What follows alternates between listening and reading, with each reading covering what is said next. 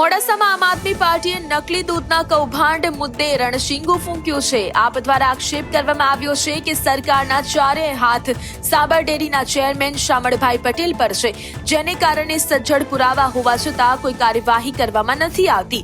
આપે આંકડાકીય સવાલો ઉઠાવતા પૂછ્યું કે વર્ષ 2024-25માં જે મંડળીમાં માત્ર 17 લાખનું દૂધ આવતું હતું, ત્યાં ચાલુ વર્ષે 1.51 કરોડનું દૂધ ક્યાંથી આવ્યું? પીપોદરા દૂધ મંડળી સામે ગંભીર આક્ષેપો સાથે આપે ચીમકી આપી છે કે જો નિષ્પક્ષ તપાસ થાય તો જવાબદારોને આજીવન કારાવાસ થઈ શકે છે। તપાસના નામે માત્ર તરકટ રમાતું હોવાનો દાવો કરી આપે તંત્ર સામે મોરચો માંડ્યો છે।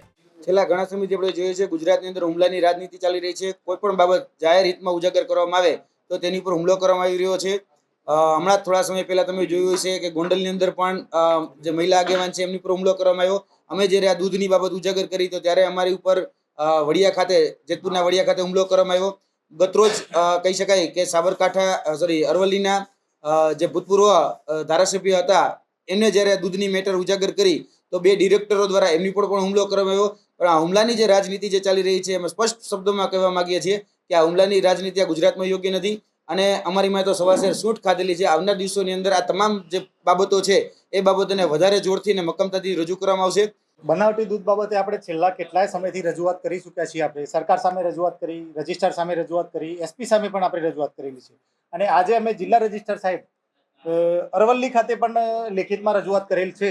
જે રજૂઆત કરતો અમને એવું લાગી રહ્યું છે કે ક્યાંક સરકારના ચારે ચાર હાથ શામરભાઈની ઉપર છે। શામરભાઈના વિરુદ્ધમાં અમે કેટલાય પુરાવા રજૂ કરી દીધા છે।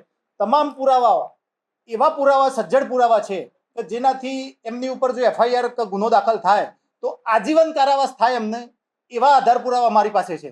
પણ સરકાર આ આધાર પુરાવાને લઈને કોઈ પણ એક્શન લેવા માટે તૈયાર બિલકુલ પણ નથી।